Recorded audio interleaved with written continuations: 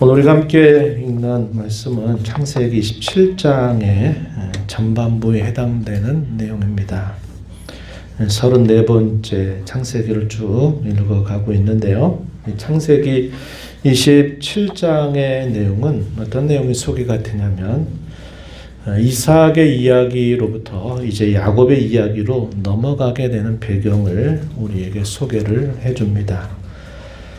야곱은 또 한 번 형의 장자권을 빼앗는 일을 하게 돼요. 이런 과정에서 중요한 역할을 한 인물이 등장합니다. 바로 이 야곱의 어머니였던 리브가의 역할이 매우 컸습니다. 이 일로 인해서 결국 야곱이 부모가 예전에 사셨던 그 머나먼 땅으로 피신할 수밖에 없는 상황에 처하게 됩니다. 오늘 우리가 읽어가는 이 내용이 27장의 전반부 내용을 살펴보면서 또 이 이야기 속에서 또 우리가 받는 교훈, 그것이 무엇일까를 함께 생각을 해보려고 합니다. 오늘도 말씀을 들으면서 많이 생각을 하면서 들어보시고 이 말씀 속에서 또 여러분들에게 하나님께서 여러분의 상황 속에 또 들려주시는 분명한 말씀이 있으리라고 기대하면서 말씀을 잘 받고 또 순종의 걸음으로 나아가게 되기를 진심으로 바랍니다. 오늘 읽은 이 말씀의 내용을 크게 두 부분으로 나눠볼 수 있는데요. 1절부터 13절 내용에서는 이삭과 리브가의 행동이 서로 엇갈리는 모습이 나타납니다. 그러한 이유에 관하여서는 우리가 앞에서 읽었던 말씀 중에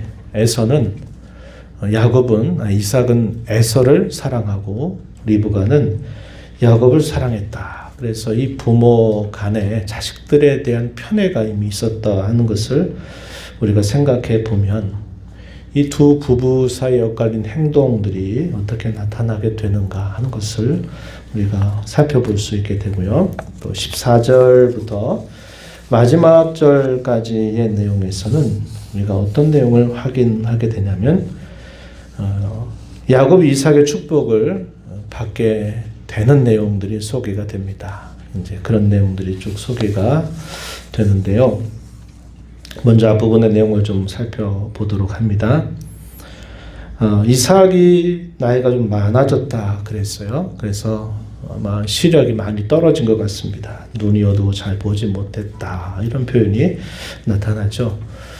성경 읽다 보면 이런 표현들이 가끔씩 이렇게 표현이 됩니다. 그런데 그런 표현들이 약간 이중적인 의미가 있어요. 하나는 실제적으로 이제 시력이 떨어졌다라는 말도 되고 또 한편으로는 영적인 시야도 어두워진다 이런 의미를 같이 표현할 때가 더러더러 있어요. 그래서 오늘 우리가 읽어가는 이 내용도 1절만 보면 이삭이 나이가 많이 들어서 시력이 약해졌구나 하는 것만 우리가 보게 될 수도 있는데 그 이후에 이삭이 하는 행동이나 말하는 걸 보게 되면 이 이삭이 영적으로 어두워져 있구나 하는 것을 우리가 볼 수 있게 된다 하는 겁니다. 그런 의미에서 이러한 두 가지의 이런 의미들이 표현되고 있는 말이다 이렇게 볼 수 있어요. 그때 이 이삭의 나이가 얼마나 됐을까 이렇게 추적을 해보면요. 그때 이삭의 나이가 137세 정도로 추정이 됩니다. 그의 형이 누구였죠? 이삭의 형이 이스마엘이라고 하는 형이었죠. 형과 이삭 사이의 나이 차이가 별로 차이지 않나요? 한 13년 정도? 이런 정도 차이 날까요? 그런데 이스마엘의 나이가 137세가 되었을 때 이스마엘은 죽게 됩니다. 형이 죽었던 나이에 가까이 된 거죠. 그래서 이삭도 이제 나이가 들었고 자신도 이제는 그렇게 오래 살지 못하겠구나 하는 생각을 했던 것 같아요. 근데 실제적으로 이삭이 몇 세까지 살게 되냐면 180세까지 살게 됩니다. 그러니까 이런 일이 있고 나서도 약 43년 정도를 더 산 거죠. 자기가 볼 때는 자기 형도 죽었으니까 이제는 자기도 그렇게 오래 살지 못하겠다. 시력도 떨어지고 하니까 이삭의 생각에는 어떤 생각을 했냐면 내가 먹고 싶은 음식 좀 먹고 내가 마음껏 내 사랑하는 아들 장자에게 축복을 하겠다. 이러한 준비를 한 것입니다. 그런데 실제로는 이후로 오랜 시간을 더 살게 되었다는 것을 우리가 이제 보게 될 것입니다. 그래서 그가 한 일은 뭐냐면 죽음을 얼마 남겨두지 않았다 이렇게 판단을 하고서는 에서를 불러드립니다. 에서를 불러서 에서야 너 가서 너 사냥 잘하니까 들에 가서 내가 좋아하는 음식 너 알잖니?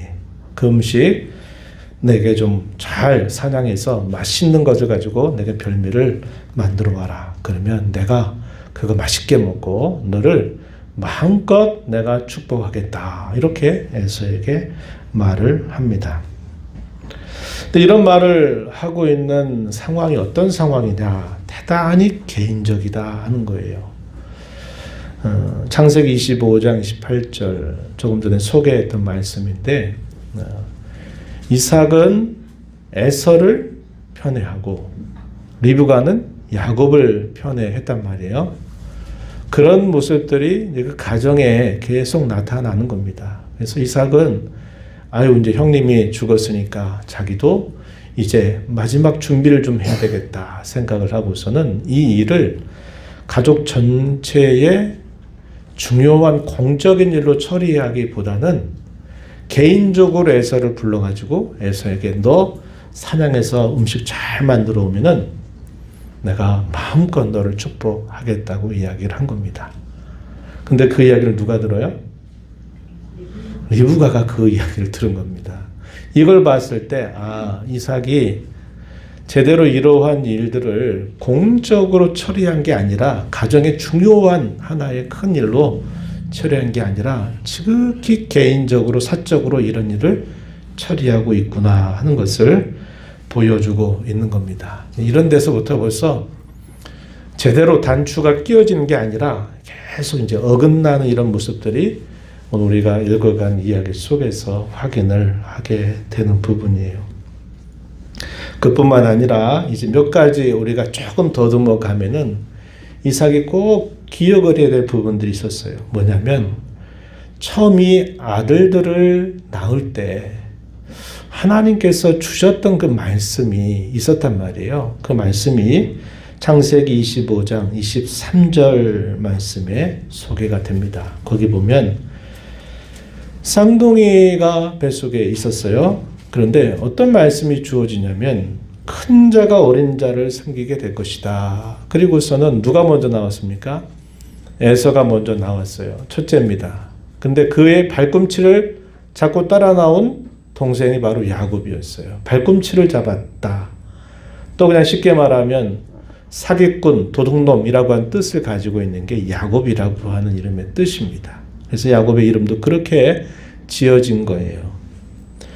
그런 말씀이 분명히 주어졌단 말이죠. 그래서 이게 자연적인 출생의 순서를 따라 된 것이 아니라 이 순서가 바뀌겠구나 하는 것을 이미 말씀해 주셨어요. 근데 이제 우리가 이 성경 초기의 역사를 보게 되면요, 이런 경우들이 상당히 많습니다. 둘째가 첫째 자리를 차지하고 첫째가 둘째로 밀려나는 일들이 참 많아요.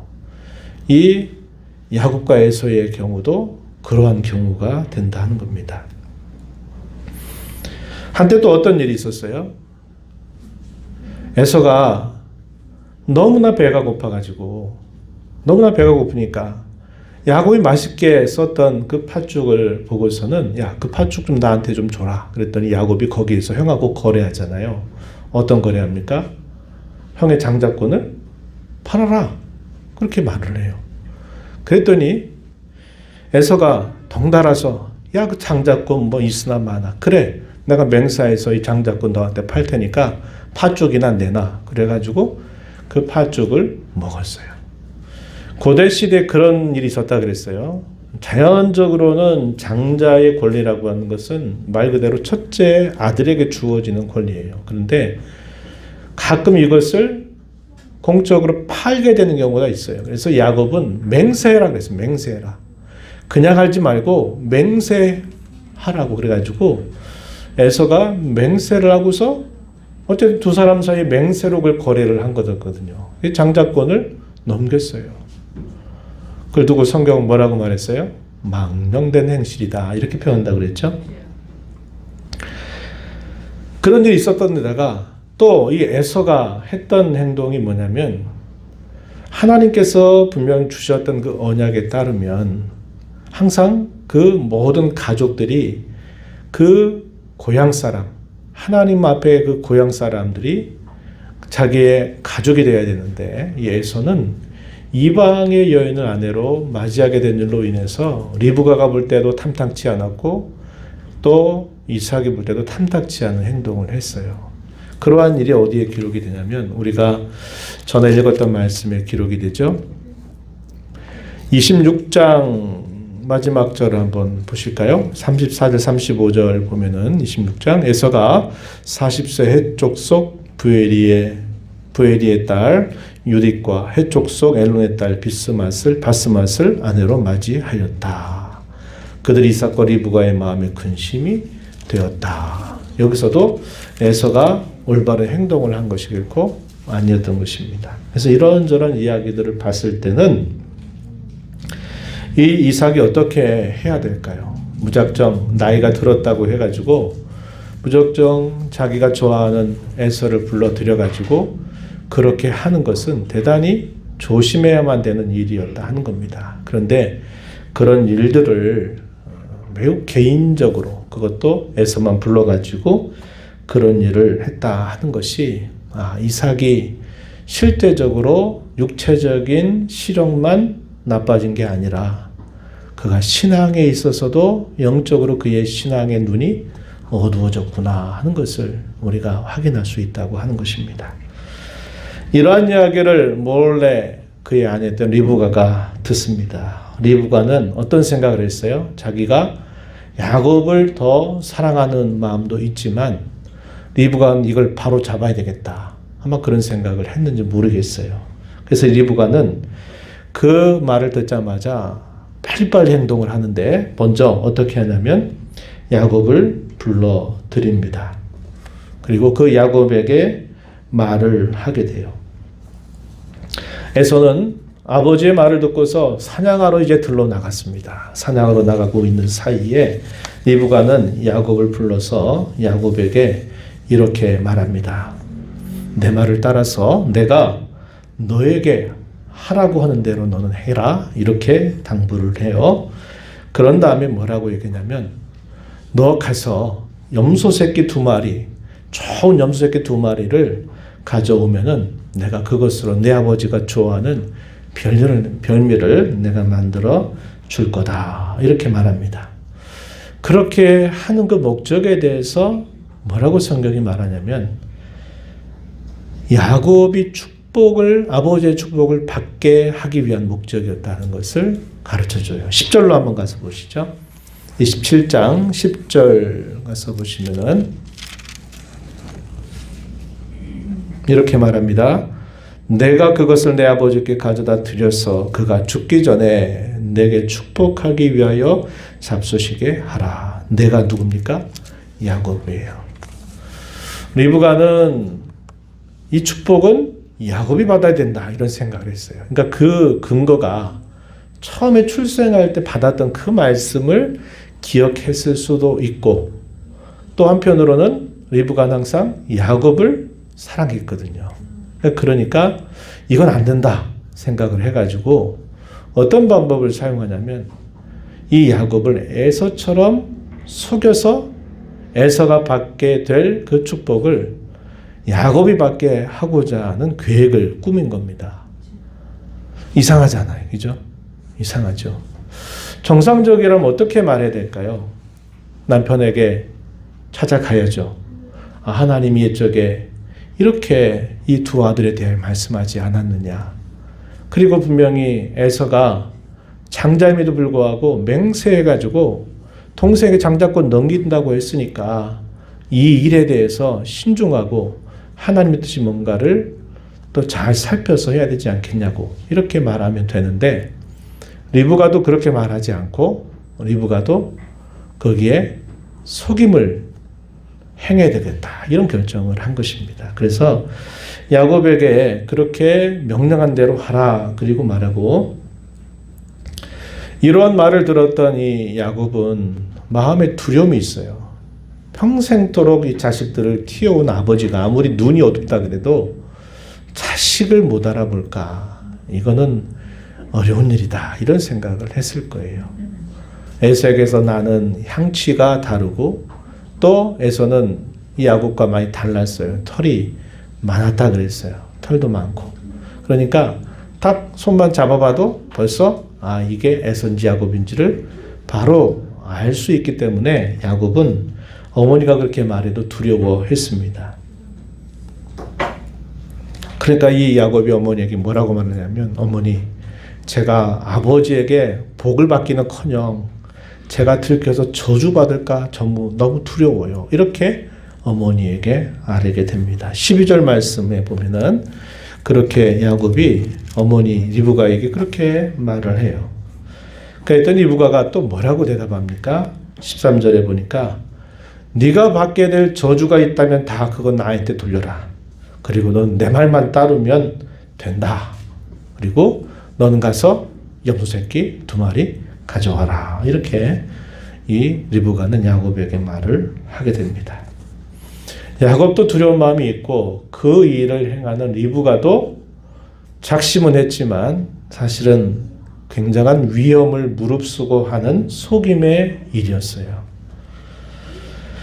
리브가의 목적은 이 축복은 에서가 아니라 야곱이 받아야 된다. 이게 목적이었단 말이죠. 그리고 자기는 저주받아도 괜찮겠다라고 생각을 하고서는 내가 하라는 대로 너는 그냥 다른 거 따지지 말고 해라. 내가 다 책임지겠다. 이렇게 말을 한 것입니다. 야곱은 어머니의 말씀을 듣고서 그 염소새끼를 어머니에게 가져다 주었고 리브가는 그것으로 맛있는 별미를 만듭니다. 그리고 그 다음부터가 중요해요. 에서가 늘 입었던 옷을 가져와 가지고 그것을 야곱에게 입혀요. 어디가 문제가 되느냐? 손이나 목덜미 같은 데는 분명히 다르잖아요. 왜냐하면 털이 많은 아들과 그렇지 않은 아들 딱 손만 잡아봐도 벌써 알 거 아니에요. 그러니까 옷은 에서 옷으로 해서 에서에게서 나던 그 고유한 향취가 나게 하는 거는 어떻게 했는데 이 에서의 피부는 어떻게 해야 될까 생각하기를 염소 새끼의 가죽 그것을 가지고서 손과 목에 매끈매끈한 곳에다가 그것을 이렇게 입힌 거예요. 붙인 거예요. 붙여가지고 이렇게 만지면 털이 많은 것처럼 이렇게 한 겁니다. 얼마나 참 상황이 그렇죠? 네, 이렇게 한 겁니다. 그리고 마침내 이제 만든 별미를 가지고 가는데 이 평상시에서가 사냥 가서 그걸 잡아가지고 음식을 만들어서 가져올 만한 시간에 비하면 상당히 짧은 시간이었어요. 이삭은 눈이 굉장히 어두웠던 것 같아요. 그러니까 눈으로는 식별할 수가 없는데 상황적으로 너무 이게 빠른 겁니다. 이렇게 빨리 이렇게 될 수 있는가? 이게 이제 이삭이 생각할 때는 굉장히 이상한 거죠. 이렇게 빨리 될 수가 없는데 이렇게 이런 반응을 보이게 됩니다. 그러면서 내가 정말 에서냐라고 이렇게 물었더니 야곱이 또 그때부터 계속 거짓말을 이어야만 돼요. 예, 아버지 제가 에서입니다. 이렇게 말합니다. 그리고는 맛있게 음식 잡수시고 마음껏 축복해 달라고 이렇게 말씀을 드리게 됩니다. 바로 그 순간에 이제 이삭이 한 말이 그거예요. 야, 어떻게 이렇게 짧은 시간에 사냥을 해가지고 음식까지 만들어 왔냐. 이러한 것으로 이상하게 여기게 되니까 야곱이 또 하나 거짓말을 또 합니다. 20절을 한번 보세요. 20절 보니까 하반절에 이렇게 말합니다. 아버지의 하나님 여호와께서 나를 순조롭게 만나게 하셨음이니이다. 이렇게 대답했습니다. 누구의 이름을 빌어 왔어요? 하나님의 이름을 빌어 와서 또 거기에서 뭐 한 겁니까? 거짓말한 거예요. 이건 분명히 잘한 겁니까? 못한 겁니까? 잘못한 겁니까? 잘못한 거죠. 하나님의 이름을 빌어서 거짓말을 한 것은 십계명에 명백하게 잘못된 죄를 범한 것입니다. 그래도 어떻게 해요? 그 일이 성사되게 하려면 거짓말했으니 또 거짓말하고 거짓말해가지고 자기 목적이 도달할 때까지 계속 거짓말을 해야 돼요. 그런 격언이 있다 그러죠. 하나의 거짓말을 진실처럼 보이기 위해서 20가지의 거짓말이 더 필요하다. 그런 유명한 말이 있어요. 무슨 말입니까? 거짓말이 계속적으로 거짓말을 또 낳고 하는 일이 생겨나게 된다는 거죠. 여기 하나님의 이름까지 빌어서 아버지가 좋아하는 여호와 하나님 이름까지 불러가지고 하나님이 순조롭게 일들이 잘 되도록 해주셔가지고 이렇게 빨리 음식을 준비해서 온 것입니다. 이렇게 대답을 한 것이죠. 그래도 이삭은 계속 의심쩍어요. 이상하다 그런 겁니다. 그러면서 뭐라고 답변하냐면 22절에 보니까 분명히 목소리는 야곱의 음성에 가까운데 손은 이게 에서의 손이다. 이렇게 이삭이 반응을 하는 모습을 보여줍니다. 그리고선 어떻게 했습니까? 그래 에서겠지 이렇게 생각을 하고서는 이삭은 그 준비된 음식을 잘 먹고 이제 야곱을 축복하게 된 것입니다. 그 축복하는 내용 우리가 읽었던 말씀에 소개가 돼요. 27절부터 29절까지 말씀에서 소개가 됩니다. 27절 말씀을 한번 보시죠. 내 아들의 향취는 여호와께서 복주신 밭의 향취로다.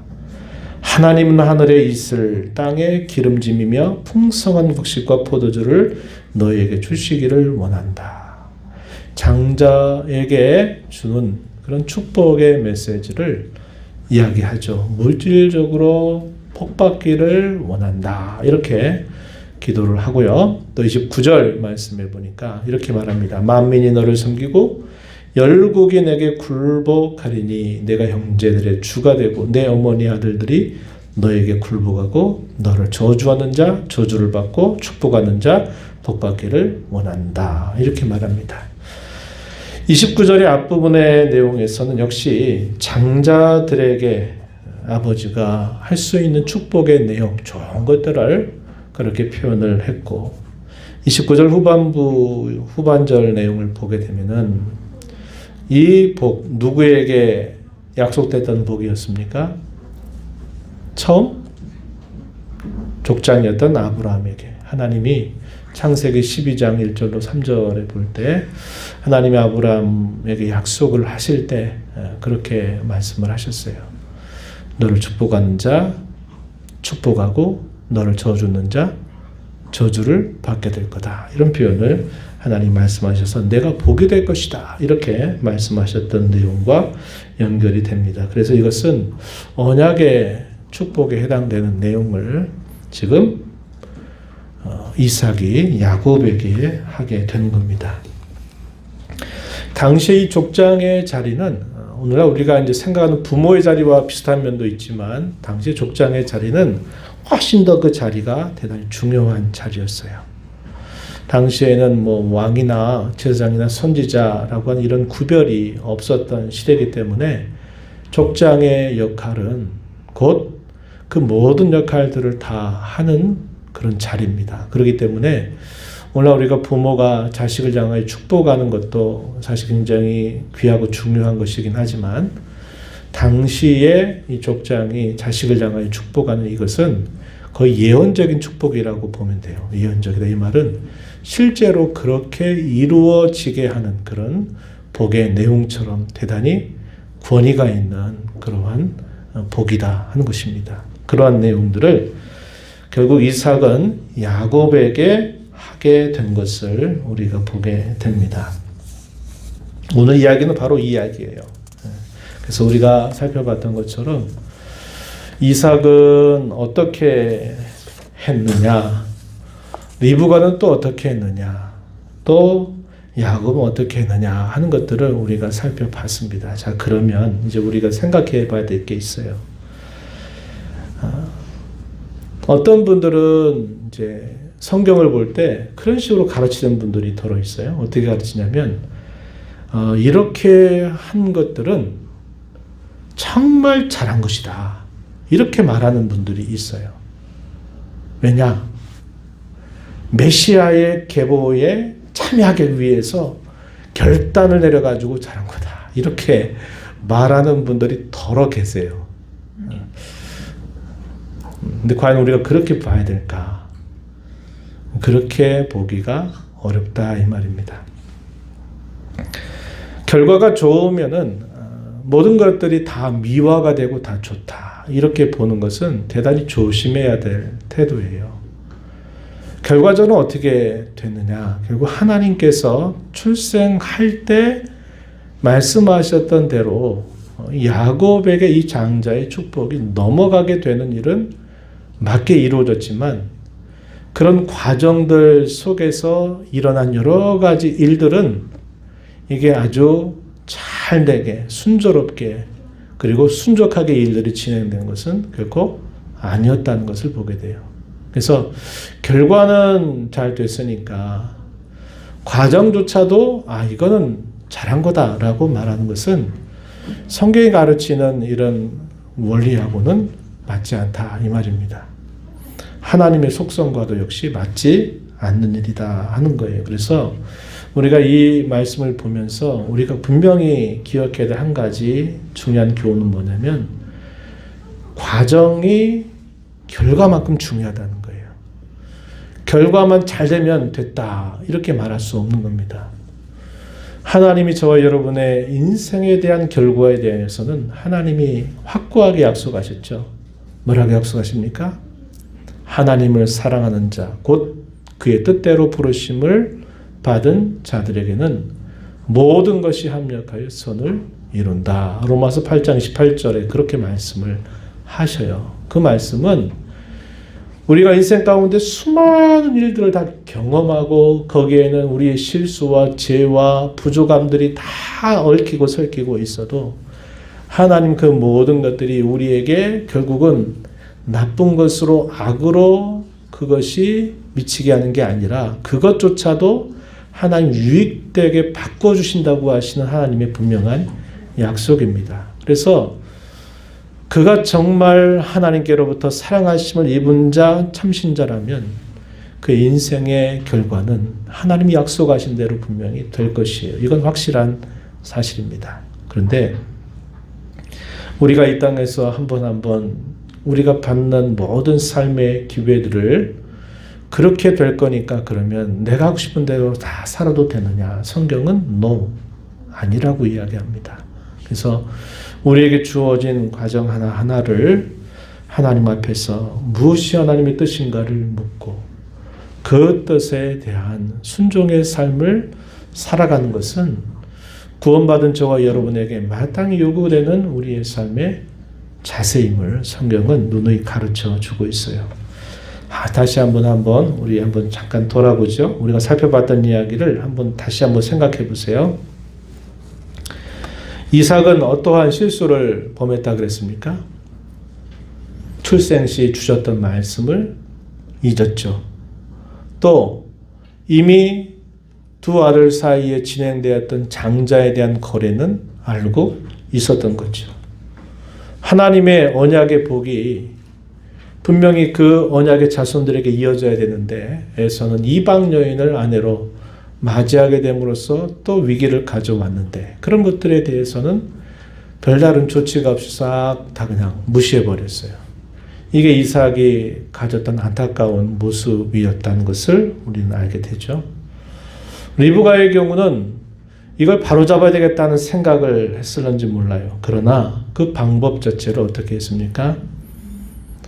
야곱을 에서로 변장을 시켜서 그 이삭의 축복이 야곱에게 가도록 모든 수단들을 다 사용을 한 것입니다. 심지어는 저주를 받게 된다면 그 저주를 나에게 돌려라. 이렇게까지 할 만큼 그렇게 한 것도 역시 다 잘했다라고 말할 수 없는 그런 부분들이 되죠.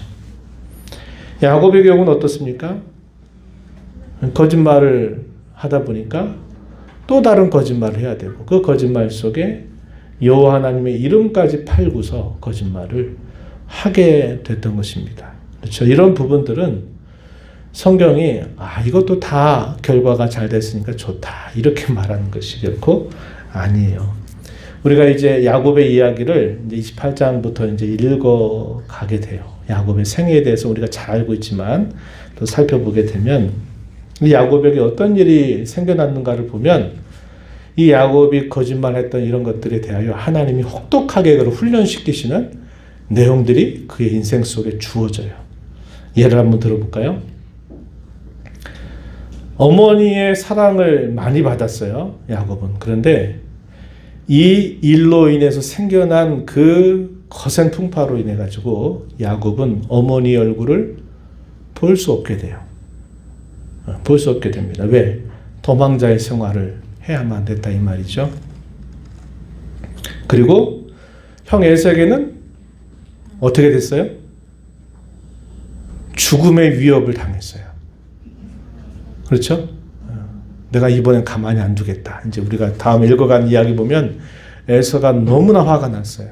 이 동생을 죽여야 되겠다. 이렇게 결심을 할 정도로 이 형에게 죽음의 위협을 당하게 됩니다. 그리고 그가 어머니의 고향 땅을 찾아가죠. 거기에서 누굴 만나냐면 외삼촌이었던 라반을 만나게 되는데 그 라반에게 아주 오랜 시간 동안 속임을 당하게 돼요.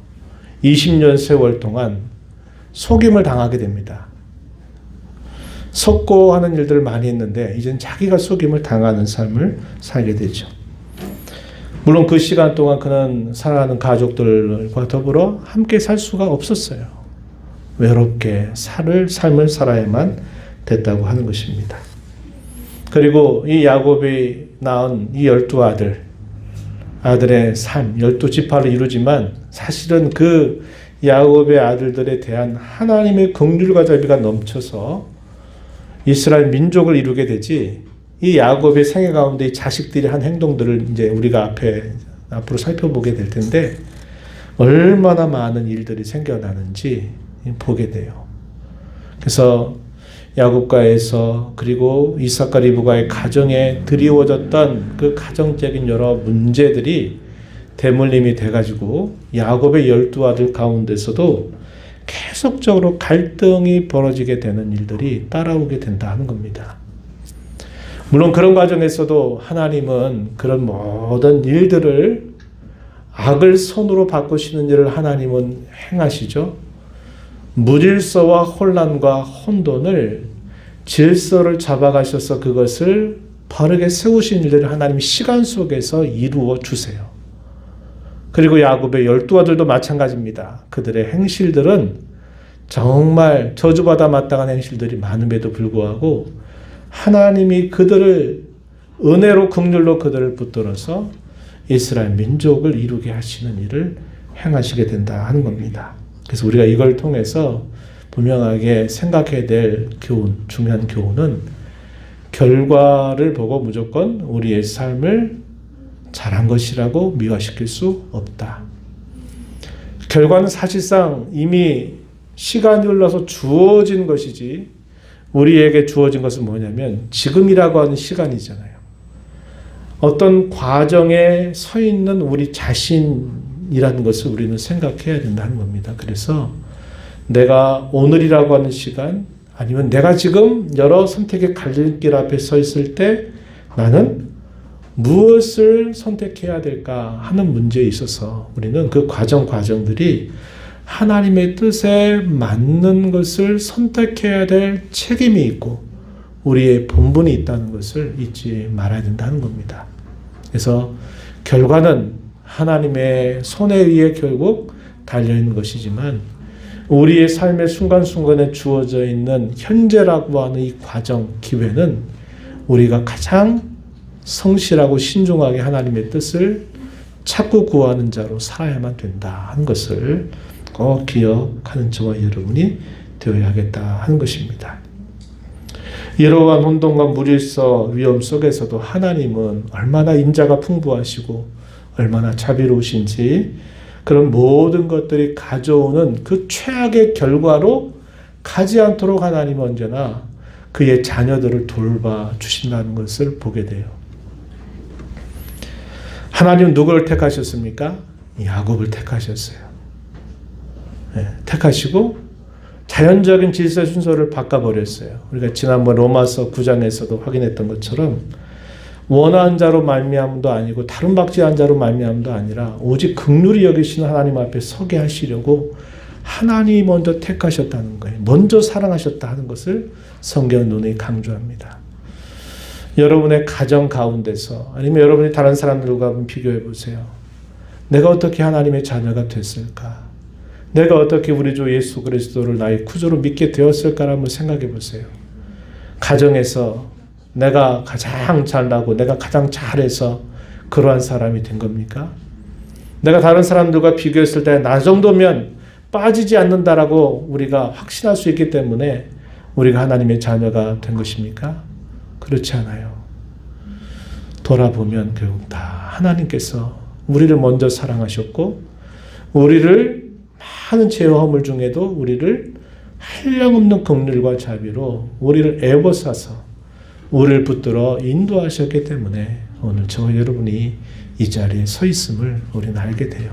그래서 우리는 이러한 하나님의 말할 수 없는 은혜에 대하여 늘 감사하는 마음, 더 나아가서 감격하는 마음, 그 마음을 가지고 우리에게 하루하루 주어진 모든 삶의 자리에서 그리고 우리에게 주어진 수많은 선택의 갈림길 앞에서 우린 그 하나님의 편에 하나님의 뜻을 구하는 자로 살고 그 뜻 안에서 하루하루를 힘써 살아가는 삶이 되어야 함을 배우게 되는 겁니다. 이런 교훈 마음에 새기면서 하루하루 우리 남은 삶을 주 앞에 복되게 살아가는 저와 여러분 모두가 되기를 진심으로 바랍니다. 하나님 아버지 감사합니다. 오늘도 저희들을 불러주셔서 옛적 족장들에 관한 말씀을 또다시 살펴보면서 참 안타깝고 참 어찌 이렇게 됐을까 하는 그런 여러 가지의 좋지 않은 모습들을 말씀 그대로 살펴보았습니다. 하나님 아버지, 아버지의 손길과 아버지의 은혜와 아버지의 긍휼과 자비가 함께하지 않으더라면 이루어질 수 없는 일들이 다 하나님의 이런 은혜와 긍휼과 자비로 이루어진 일임을 저희가 확인합니다. 그 이야기를 보면서 오늘 저희에게 오늘이라 하는 이 시간, 저희에게 주어진 이 삶의 많은 기회 속에서 저희가 무엇을 택하고 어떻게 해야 될 것인가를 저희 마음에 깊이 새겨서 하루하루 주님이 주신 하루로 여기고 주님 뜻을 기뻐하며 순종하며 살아가는 저희들 모두가 되도록 인도하여 주옵시고 흐르는 시간 속에서 수많은 실수 속에서도 하나님이 언제나 그 많으신 긍휼과 자비로 저희를 붙잡아 주시고 인도하신 그 은혜가 아니면 우리가 주 앞에 설 수 없었음을 늘 알고 은혜에 대한 감사와 감격을 회복하여서 기쁨으로 즐거움으로 자원하는 마음으로 주님을 즐겨 섬겨가는 저희 모두가 되게 하여 주옵소서. 예수님 이름으로 기도드리옵나이다. 아멘.